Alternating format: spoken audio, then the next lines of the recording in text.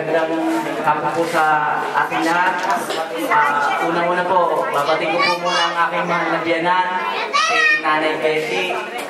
Happy birthday po. Sana po, mas tumagal pa po ang pagsasama-sama natin sa pamilya ni tatay sa inyo.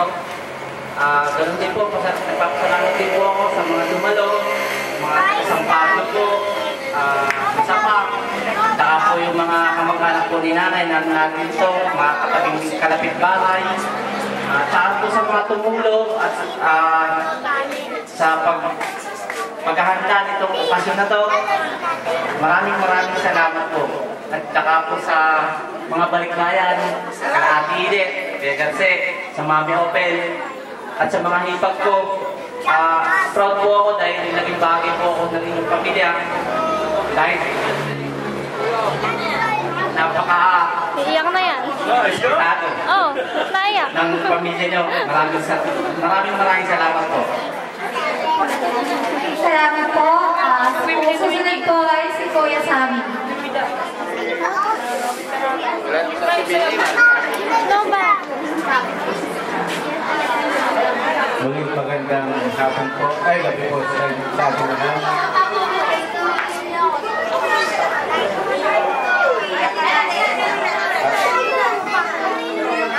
Betty,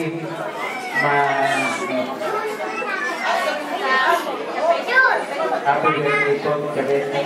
At nawa po, hindi ko sa Panginoon na hindi lang 80 birthday bigay sa inyo. Maraming pang birthday ang nawal ng maging sa inyo, mahabang buhay.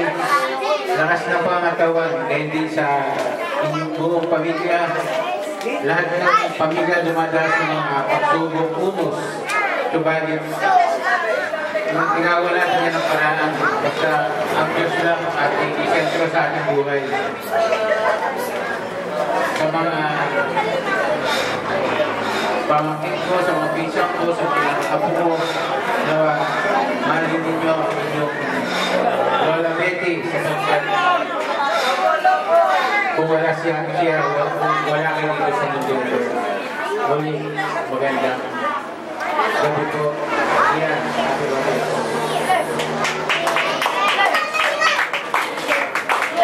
Salamat po. Susunod po si Derlito.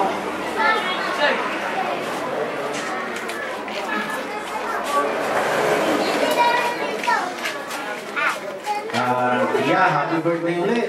Napakaswerte mo kasi sa dami ng blessing na dumating sa iyo, ay siguro hindi mo na malaman kung anong iyong gagawin siguro.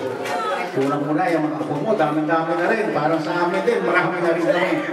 Kaya sana, yung mga apo, anak, sana huwag naman kayong magalimot na mayroon kayong lola na nagmalasakit sa inyo, simula na kayong mag-iigil.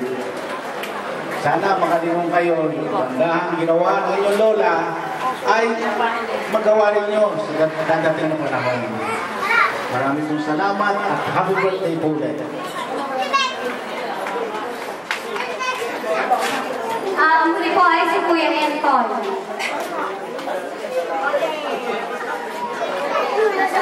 Kuya Anton! Tayo lang mga sa inyo.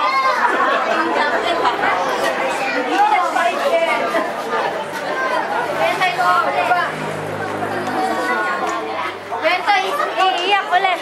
Ayaw na, iiyak. Ngayon po, pupunta naman tayo sa 8 candles. 8 candles.